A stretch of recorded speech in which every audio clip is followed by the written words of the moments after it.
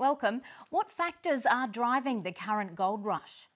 One, of course, is increasing expectations of a change in Fed policy toward rate cuts, potential changing path of U.S. Macroeconomic growth as well. I think underscoring that is unfortunately a lot more geopolitical tension. Investors now more focused on geopolitical risks.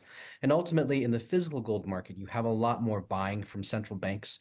Central banks have been on this, 2-year long blistering pace of gold accumulation, and that's just continuing in 2024 as well. Where specifically is that demand from central banks coming from? So the biggest single buyer has been the People's Bank of China, but actually the buying from central banks is quite widespread. The second largest buyer is actually Poland, and the third largest buyer is Singapore.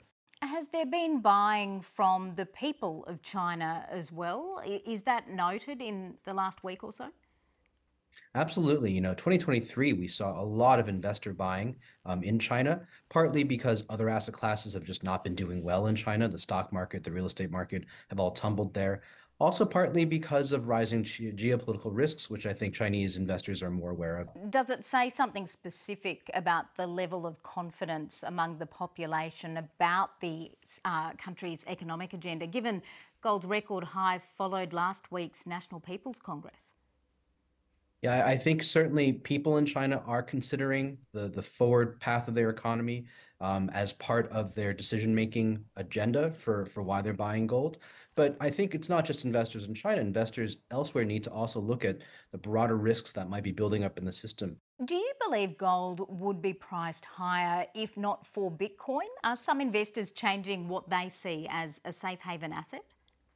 Well, I think that gold and Bitcoin and cryptocurrencies in general are fundamentally very different asset classes. Yes, they share some superficial similarities, being, maybe alternatives to fiat currencies, things like that, but their financial behavior and performance is actually quite different. So I don't think that the rise in Bitcoin is necessarily impacting the gold price. Finally, can you give us the outlook as you see it for gold for the rest of this year, keeping in mind the current geopolitical unrest and November's presidential election in the United States?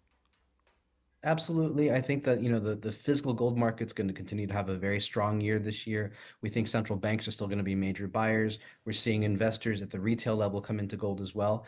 There have been outflows from gold ETFs in the past couple of years, but we think that with a pivot in Fed policy, that might bring more investors back into gold. And really, that underscores the point about potential risks building up in the equity market. A Shaokai fan, good to speak to you. Thank you.